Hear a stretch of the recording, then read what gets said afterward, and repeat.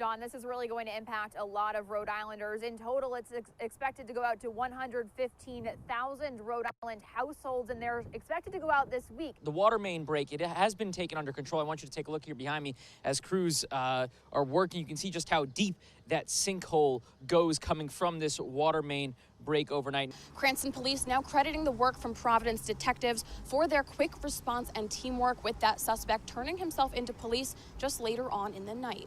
Just hours ago, a high-speed chase came to an end after striking an innocent bystander. We're told that 3 people were taken into custody that were fleeing the scene of a shooting. Now, we just saw a few minutes ago Good Samaritans actually rescuing a woman from this car. It was stuck in this rain back here. I want to say there's about 2 feet of rain. You can see there's some people trying to get through right here. This is exactly what police do not want you to do. Turn around, do not drown. That's what we're going to keep saying out here. This rain is really not letting out. Again, the National Weather Service has issued this severe flooding alert for the next 2 hours. I'm speechless. It's been a nightmare summer for Barbara and Jack Ringland of Barrington. After living in their home for over a decade, the two paid a monthly rent of $950 until receiving a letter in the mail from their landlord saying, effective the 15th of September, your rent's going to have to be $1,800 a month. As a disabled veteran on Social Security, Jack has lived a mobile life in his home of 11 years. The two are forced now to put an offer on a new home, but say that home doesn't fit Jack's needs. It doesn't work for me. Yeah, no, it doesn't. It's small, and I don't see you being able to do anything in that house. You can wheel in and wheel out, and that's about it. Yeah. And I know that you're not going to be happy with that. Thursday afternoon, the National Low Income Housing Coalition released a report saying Rhode Islanders now need to earn double the minimum wage to afford a modest 2-bedroom unit. With rising inflation while living on Social Security, the Ringlands even considered splitting. I'm thinking to myself, well, I guess Barbara can go back up to New Hampshire and live with her mother. And they tell me that I still have a right to get into the veterans home, But here we are. That'll make us, 150 miles away from each other, and that's no way to end our days, Forced to move out in less than 2 months, the two are preparing to say goodbye to their home. It's been a nightmare. I just feel like my whole life has blown up and that there's nothing that I can do. Saturday night, just before midnight, shots rang out in the Silver Lake section of the city. Providence police officers responding to Wallace Street, finding a 15-year-old boy shot. He was pronounced dead at the scene. He didn't deserve what he went through. Marisol Tilson tells ABC 6 News her son was the victim in Saturday's violence. 15-year-old Javante Tilson played basketball, made music, was a big brother, and had a baby of his own on the way. He had a baby come in. 15-year-olds shouldn't be gunned down in these streets.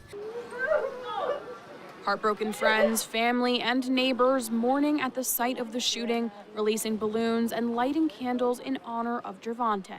To know that my son was running from house to house, begging for help, and people just watched him out the window and watched him die.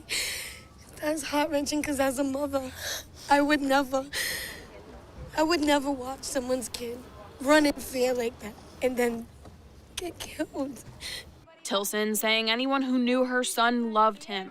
Dozens coming out to support the family at Sunday night's vigil. He was a 15-year-old kid that should still be here. There's no other way to put it. Now, Tilson is demanding justice, hoping police catch the person responsible for the disturbing violence. And I hope and pray that the detectives and the police do what they're supposed to do and they find who did this to my son. It can't go unjustified. It can't. John and Tiffany, this arraignment really only lasted about 10 minutes, but during that 10 minutes, we learned a lot about the 36-year-old's past, including he was not employed at the time of yesterday's police pursuit, and he had a lot of mental health issues, according to his attorney, he was not being treated for. After 10 years with the Department of Health, Dr. James McDonald is stepping down, citing healthcare concerns within his own family. But with McDonald resigning, there are concerns over who will be taking the reins next for the Department of Health. Good afternoon, Casey. This is certainly the place to be on this 4th of July. As you said, the parade getting underway just under 9 minutes ago. Take a look at this crowd here behind me, going about 5-10 people deep, and this is spanning for just about a mile down the whole parade route. Just thousands of people in attendance. John, good evening. It's almost kind of hard that to believe that it's gonna be this warm tomorrow. It's kind of chilly right now, but of course, as we know, Jeff just saying, it is going to hit possibly 90 degrees tomorrow, and that is leaving Narragansett town workers pretty busy at work today, getting ready for the influx of people here. All tomatoes, all in the front. So there's black pearl, honeycomb. On this hot summer day, This rose peppers, jalapenos. with beads of sweat dripping from his forehead, These are summer squash. Jason Landry is in a much better place now than a few years ago. Gets you to forget everything else. It worked for you? Yeah. Day by day, slowly working. Get you out of the house. After fighting on the front lines, Jason was diagnosed with PTSD and a traumatic brain injury. His mother tells me he was depressed and struggling, but that started to slowly change one day in the garden. He finally saw me struggling in the garden and decided, Mom, get out of the way. That day, Jason realized getting outside in the dirt and watching life grow before him had a major impact on his mental health. If it gets him out, maybe I can help others. I asked Jason first. I said, Jason, listen, do you want to start a garden for other veterans? With help from friends and 4 acres of land graciously donated, the Veterans Garden in West Bridgewater was born. Yeah, everything's doing awesome this year. In 2018, it started with a small 30 by 40 plot. Since then, the now handicapped accessible garden has seen dozens of donations, from a fountain to flags, a POW memorial to a live beehive to help pollinate. Who knew you had a green thumb? Kind of thought I did, so it worked out. Yeah, I'd say. While the corn grows tall and sunflowers start to bloom, other plants are taking a bit longer to germinate, whether it's days or months. Anne Marie has seen the growth not only in what's blooming from the soil, but the drastic change in those who keep coming to the property. If I can help just one person, that's great. But it seems that it's helping. Once they're in the garden, they realize it's peaceful and it's like therapy. So it helps them being down here. Anthony Wilds, a sophomore at the Metropolitan Regional Career and Technical Center, alongside the New England Medical Innovation Center, unveiling his very own product known as Hot Bands, a heated band that wraps around the forearm and promotes circulation in the extremities, a way for those with Raynaud's disease to avoid constant symptoms. You actually feel the blood traveling outside of your fingertips. It almost, you can really feel the flow. It just like sends sharp pains, almost like pins and needles, but like times 1,000. Raynaud's disease affects 5 to 10% of Americans, according to NEMIC. The condition causes the small arteries in the extremities to narrow, decreasing blood flow and making it difficult to complete daily tasks. While I'm just sitting under hot water, people are doing other things for me, and I feel like I can't, I'm just useless in that minimum of time. I'm a high school student who needs time to maybe do schoolwork and things like that. Sick of the everyday struggle, the gifted 15-year-old high schooler took matters into his own hands, showing off his invention at regional innovation competitions and catching the eye of NEMIC.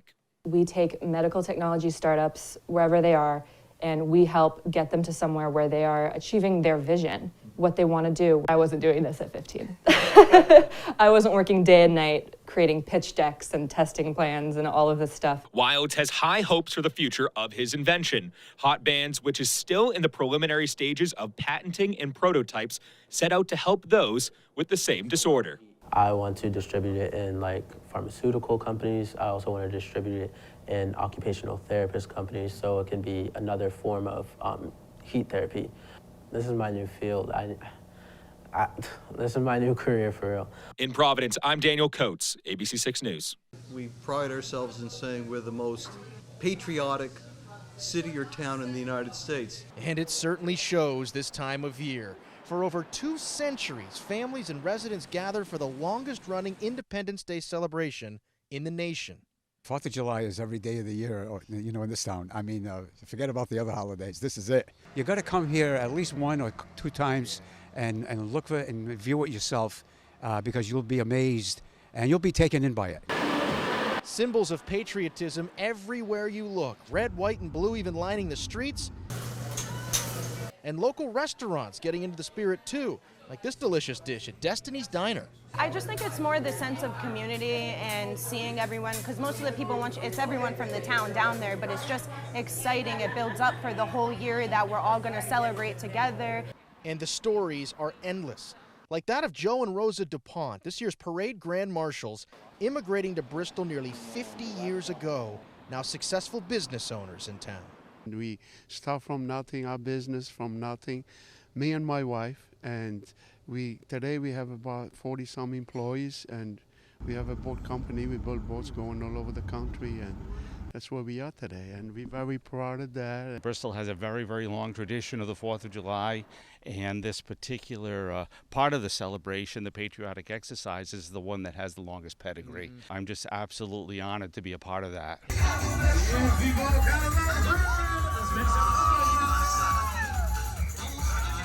This is our 50th parade, and I have been to all 50. I won't ever miss this. This is just a great day for everybody. Everybody's Cape Verdean today. This was a special one for us, especially after not being together all this time. We had a 2-year hiatus. It was not nice. It wasn't a nice couple of years, but we're back. We're happy. We'll try to make up for it now. We brought a little bit different groups this time, more cultural groups from Brockton, Providence, Cape Verdeans of Falmouth came down.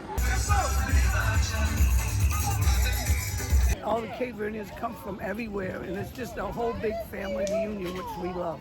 It's a beautiful, beautiful day.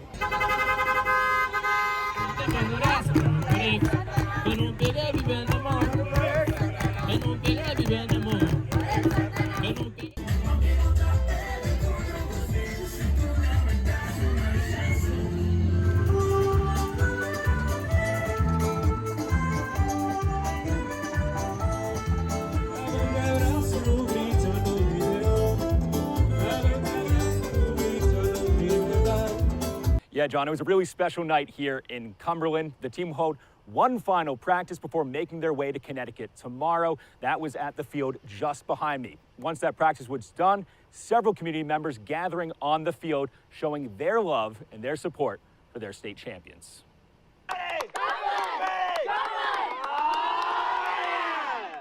Family, friends, and fans giving a championship send-off to Cumberland Little League Thursday, now en route to Metro Regional Championships in Bristol, Connecticut, after defeating Portsmouth Saturday night. Only 53 of those 6,500 will compete. You, gentlemen, are one of those 53. Okay, you are one of those 53. Cumberland now one step closer to Williamsport yet again. And I was telling the kids last night, oh my God, Connecticut, oh my God, New York, oh my God, New Jersey. You know what they're saying? Oh my God, Cumberland, Rhode Island is back. I'm telling you, Cumberland, Rhode Island is back. While the community celebrated their state title, the team says their historic journey is not done yet. We will play fiercely, we will compete, and we will represent you, the town of Cumberland, and the state of Rhode Island well. Thank you. The team is set to face Fairfield American Saturday night. Our sports crew will have more later on this evening. Live in Cumberland, I'm Daniel Coates, ABC 6 News. This young man here was inquisitive at Narragansett tonight, asking our photographer, Ethan Lopez, hey, guy, what's a wizard? Hey, what's a wizard? They are fictional characters. What's a wizard? Well, Merlin, Wes Warwick was there to show the Mariners fans what kind of tricks a wizard can pull off. The toss by the visitors, the pass there, Brady Miley to James Branch IV to Carl Swanson, cousin of Ron. Wizards didn't end up scoring points on that possession, but they had a 14-7 lead at that point, and they do end up extending it before halftime as Branch gets the carry and goes over the goal line. West Warwick wins this one tonight, 35-21 the final. Thanks to Tony.